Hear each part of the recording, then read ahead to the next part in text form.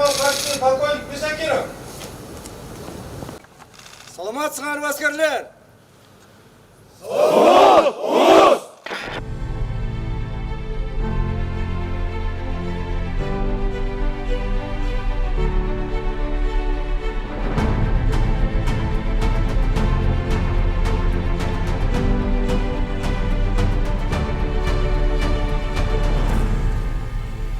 Кыргыз Республикасынын Улуттук коопсуздук мамлекеттик комитетинин чек ара кызматынын Жалал Абад облусу боюнча башкармалыгынын Датка Кочкорбаев атындагы Барпы чек ара заставасы жакында салтанаттуу ачылды. Застава 2010 жылы түзүлүп, 2014 жылы КГБнын ардактуу кызматкери Датка Кочкорбаевдин ысымы ыйгарылган. Жаңы ачылган чек ара заставасынын курулушу 2014 жылдын жаз мезгилинен баштап республикалык бюджеттен каржыланган.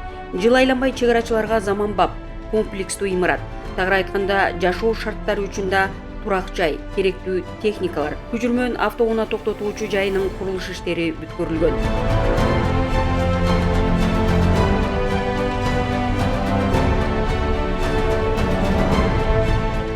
Урматтуу жокерлер, бүгүнкү сабагыбыздын темасы биринчи жардам көрсөтүү. Ок дегенде кантип жардам көрсөтөбүз?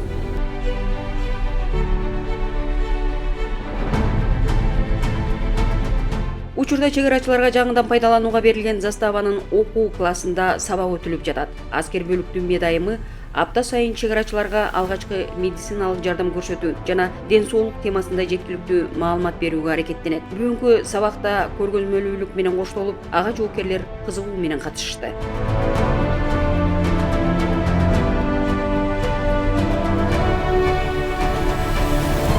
Тез жардамга алып барып, ошол жерде башкармага көрсөтүш үчүн времяларын жазып коебуз. Негизги туура эле. Биринчи жардам көрсөтүү сабагы негизинен жумасына 3 жолдон кем эмес өткөзүлөт жана тажрыйбалык ок атууда толугу менен биринчи жардам көрсөтүү тажрыйбасы көрсөтүлөт ок атуу талаасында. Калгандары ушул өзүңүздөр көргөн эле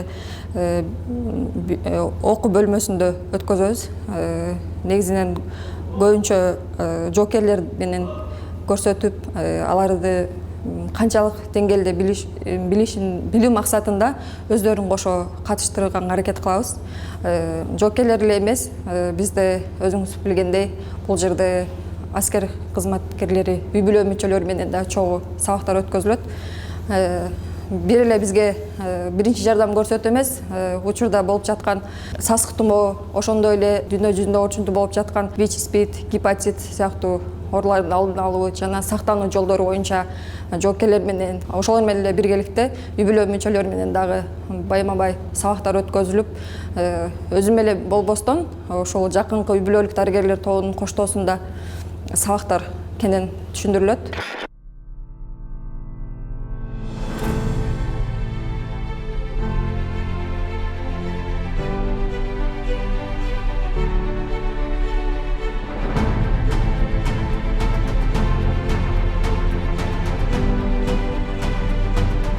Чек ара заставасынын 2 кабаттуу имаратынын ар бир бурчунда мекенчиликке үндөгөн көргөзмөлөр босого аттаган деле өзгөчө маанай тартуулайт.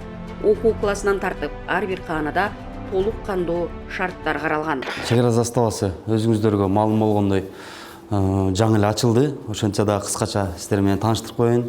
Бул жак аскер кызматкерлеринин жуунуучу бөлмөсү болот. Тиги жак болсо баня болсо, бул жак уже күнүмдүк эртең менен туруп жууна турган шарттар менен камсыздалган. Жоокерлер ушул жерде эртең мененкисин туруп, жуунуп, таранып.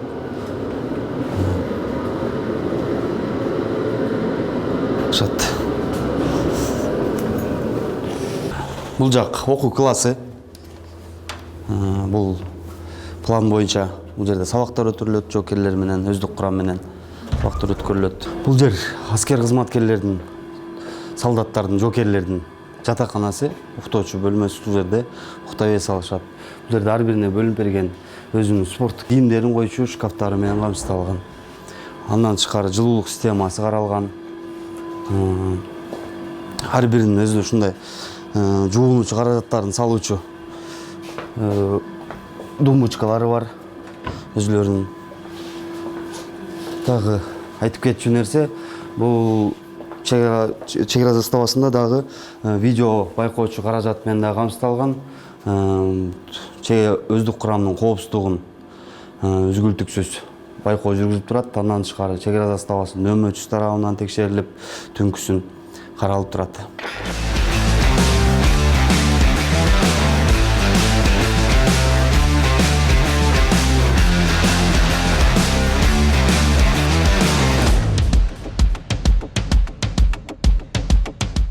Биздин аскер кызматкерлерибиздин арасында спорт ар кандай спорттун түрүнөн спорт чеберлери дагы бар. Ошолорго дагы өзүңөр көргөндөй заманбап шарттар түзүлдү бүт баары. Бул жер жылуулук кышында кирип өздүк курам кире боюнча анан танга боюнча спорт чеберлери. Өзүбүздүн башкармалыктын арасында дагы спорттун түрлөрү боюнча ар кандай мелдештер өтүп турат. Андан тышкары Жалал Абад облусу боюнча күч структураларынын арасында ар кандай мелдештер өтөт. Ошол мелдештерден утуп келген аскер кызматкерлерим бар.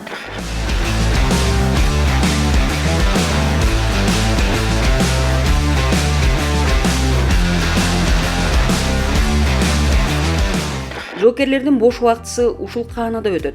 Кызмат же кезметтен чарчап кайткан жоокерлер, аскер кызматкерлери эс алуу учурунда таланттуу куралдаштарынын өнөрлөрүн коштоп, маанай жазышат. Уралды колго бармап, антымды бекем сактап, кайтарам күнтүн чек ара. Карегим сенсиң мекени. Көрүп турасыз, бизде таланттуу балдар көп. Бул бир эле бизде эмес, ар бир аскер кызматкери өзүндө ар бир таланты бар. Майрам күндөрү, эс алуу күндөрү биз ушинтип жоокерлер менен эс алабыз, бирок эс алуу күндөрү дагы өзүнчө кезметтер да бар. Ал кезметтерге жоокерлер чыгышат. Кезметтен сырткары жоокерлер ушинтип эс алып, тасмаларды көрөбүз. Жашоо шарты көрүп турганыңыздай эле бизге мамлекет тарабынан ушундай заставалар, керемет заставалар салынып берүүдө. Ага да биз алардын ишенишин так аткарып, биз да мекенге жакшы кызмат өтө беребиз. Мен аны ишенем. Мен ата-энелерге кайрыла кетсем, ушул баламды жөнөтпөй эле койсом, 1 айлык эле альтернативный служба кылып койсо дегендерге андай эмес. Кыргыз Республикасынын конституциясында да жазылган, Кыргыз Республикасынын чек арасы ыйык жана кол тийгиз. Биз ал кол тийгиздикти жаратуучу ал жоокерлер. Жоокерлер жок болсо Кыргызстандын чек арасына оңой эле бастырып келе алышат.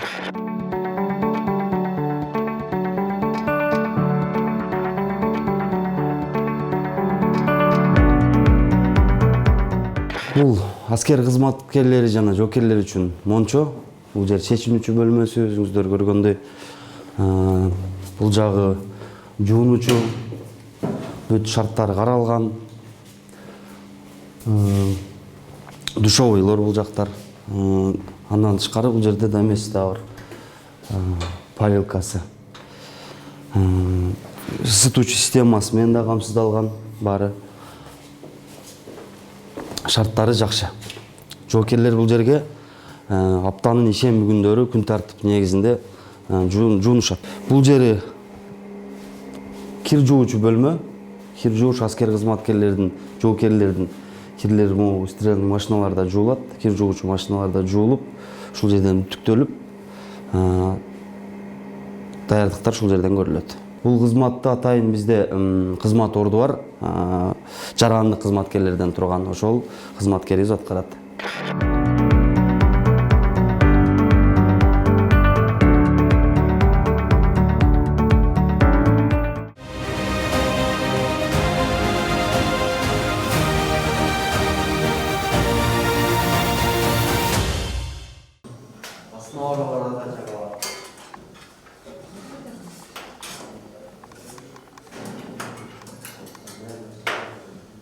Tamamlar, tatlı olsun.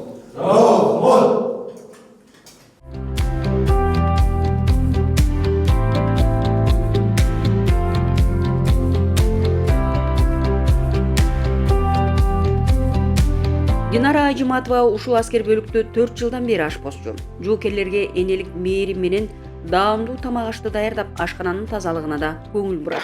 Бүгүнкү түшүк тамакка бизге 350 грамм нан бөлүнгөн, 500 грамм күрүч шорпосу, 380 грамм гречка чыгы менен, 80 грамм туздалган помидор жана 100 грамм кайнатылган ширелер, сок, банышный сок берилет.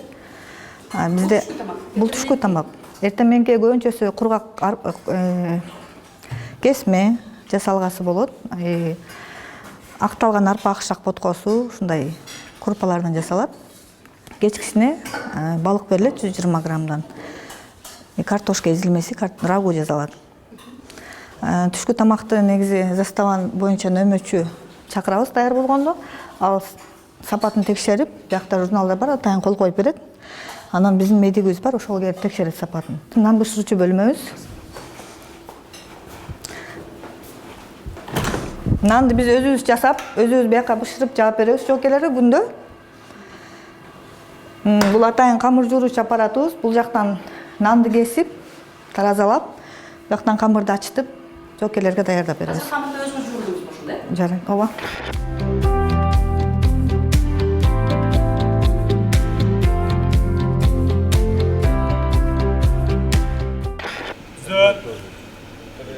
Дөстөр, құралдық саптық машығы, құрал менен саптық ыкмалар жана кыймылдар. Ефрейтор Халиловтан оңго солго бөлөт.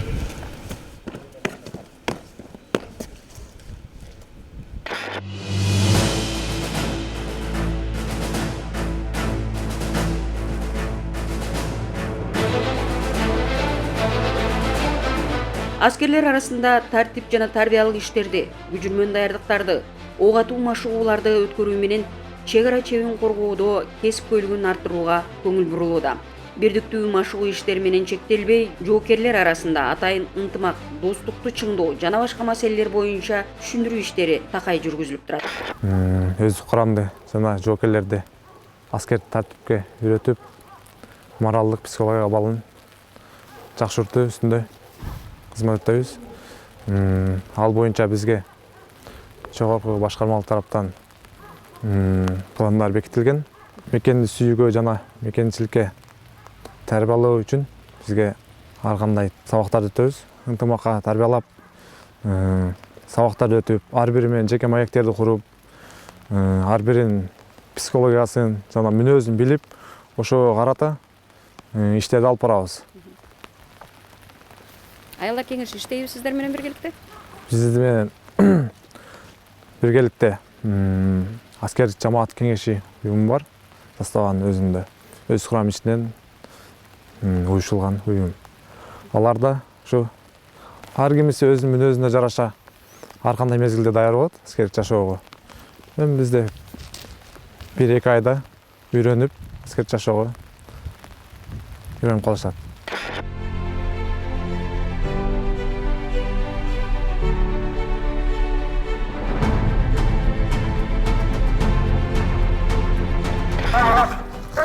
Фас!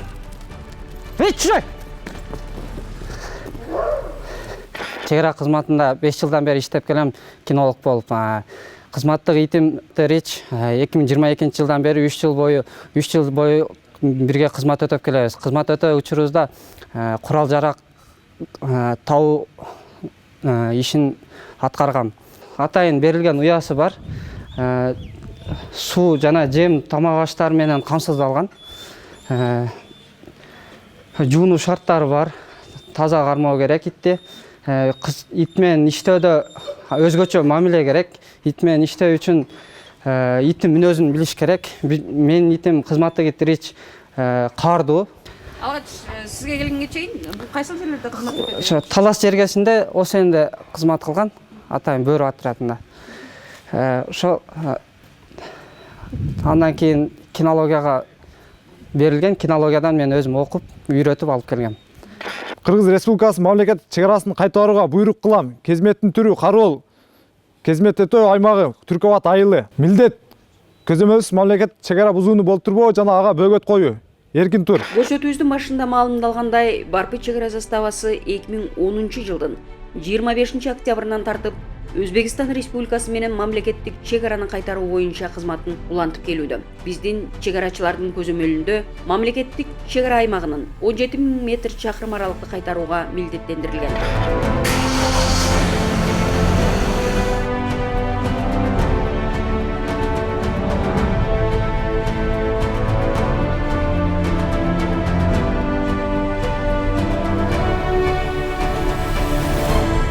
заманбап учкучсуз аппараттар менен камсыздалганбыз. Мен бул боюнча атайын окуу курстарынан окуп келгенмин.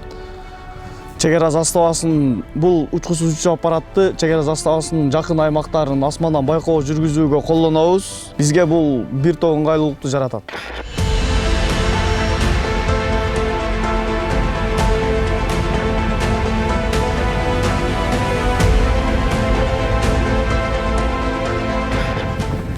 Биз мамлекет чек араны аттар менен кайтарабыз. Кээде жергиликтүү калктар тарабынан чабандар аркылуу койлору, мал жандыктары чек араны бузуп кирип кетишет. Аларга сөзсүз түрдө түшүндүрүү иштерин жүргүзөбүз. Биз чек арада кызмат өтөп жатып байкоо, тыңшоо жана жергиликтүү элдерден сурамжылоо жүргүзүү менен кызмат өтөбүз. Учурда биздин мамлекет чек арабыз тынч, абал туруктуу.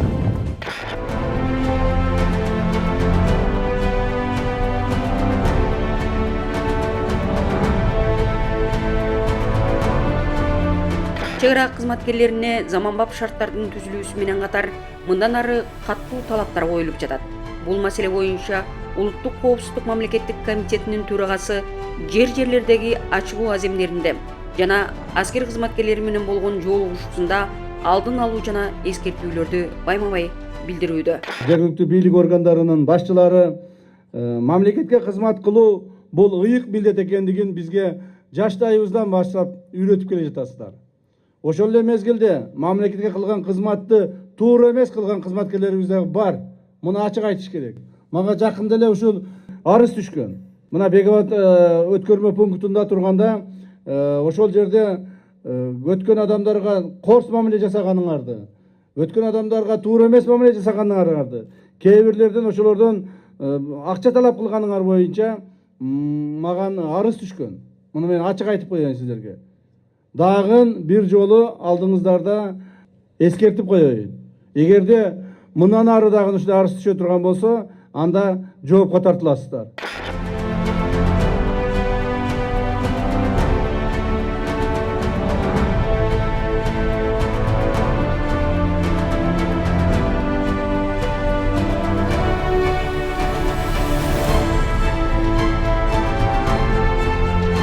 Жалал Абад облусунун Барпы чек арасынын абалы учурда туруктуу. Антсе да айрым бир укуктук жана мыйзам бузуулардын алдын алуу максатында чек арачылар күн-түн ыйык милдетин өтөөдө.